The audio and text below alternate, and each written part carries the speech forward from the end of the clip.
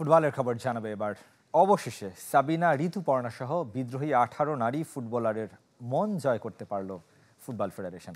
নারী wing chairperson Mahfuz Akter জানিয়েছেন, Peter বাটলারের অধীনে অনুশীলনে রাজি হয়েছে তারা। তবে সিনিয়রদের খেলা হচ্ছে না আরব আমিরাতের বিপক্ষে 2 প্রীতি ম্যাচে। এদিকে নারীদের অনুশীলনে ফেরার ঘোষণার দিন পিটার বাটলার জানালেন, দায়িত্বে থাকা না থাকার বিষয়ে ভাবছেন তিনি। দেশের মানুষ যেভাবে হচ্ছে মেয়েদেরকে কটূক্তি 29 জানুয়ারি শুরু হয়েছিল নারী ফুটবলারদের বিদ্রোহ। জনসম্মুখে আসে পরদিন। 2 সপ্তাহের বেশি সময়ের শিরোনাম দেশের নারী ফুটবল আর ফুটবলাররা অবশেষে বরফ গলতে শুরু করেছে। রোববার ফুটবল ভবনে এসে আবারও বিদ্রোহী 18 ফুটবলারের সাথে কথা বলেন নারী উইং চেয়ারপারসন মাহফুজ আক্তার। মিলেছে ইতিবাচক সাড়া। তবে আরব আমিরাত ম্যাচে খেলা হচ্ছে না সাবিনা, ঋতুপর্ণাদের।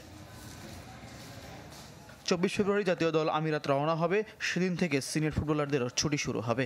মাহফুজ আক্তারকে তারা প্রতিশ্রুতি দিয়েছেন, ছুটি থেকে ফিরে হেড কোচ পিটার বাটলারের অধীনেই অনুশীলন শুরু করবেন, হবে চুক্তিও। কিছু বিষয়ে আলোচনা বাকি আছে, সে বিষয় কি তা জানাননি মাহফুজ আক্তার। সবার সাথে আমরা একসাথে বসে তাদেরকে যে মিসআন্ডারস্ট্যান্ডিংগুলো ছিল সেটা মিটিয়ে দেওয়া হবে। যে কেউ যেন যেহেতু একসাথে ট্রেনিং করবে মাঠে, কেউ কারো প্রতি যদি অসন্তোষ থাকে তাহলে সেখানে ভালো কিছু হবে না। ওই জন্য আমরা একসাথে বসে সেটা নিরসনের চেষ্টা করব। এবং মেয়েরা আজকে আমাকে বলেছেন যে তারা ট্রেনিংয়ে ফিরবে এবং তারা কন্ট্রাক্ট সাইন করবে ফিরে এসে।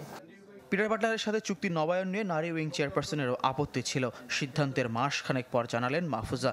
আর কোচ বলছেন, দায়িত্বে থাকা না থাকার বিষয় নিয়ে তিনিও ভাববেন, তবে দলে এর প্রভাব পড়বে না। মেয়েদের সাথে কোচের কি সমস্যা সেটা তাদেরকে জানিয়েছি এবং এই কোচ নিয়োগ দেওয়া যাতে না হয় সেটাও তাদেরকে বলেছি। যদি কেউ আসতে চায় আসবে, দলের বা ফেডারেশনের প্রক্রিয়ার মধ্য দিয়ে আসতে হবে। আমার নিজেরও ভাবার আছে, দায়িত্বে থাকবো নাকি থাকবো না। তবে আমার ব্যক্তিগত সিদ্ধান্ত দল নির্বাচনে প্রভাব ফেলবে না। 26 ফেব্রুয়ারি ও 2 মার্চ আরব আমিরাতের বিপক্ষে 2 প্রীতি ম্যাচ বাংলাদেশ নারী দলের। ফয়জুল ইসলাম, চ্যানেল 24, ঢাকা।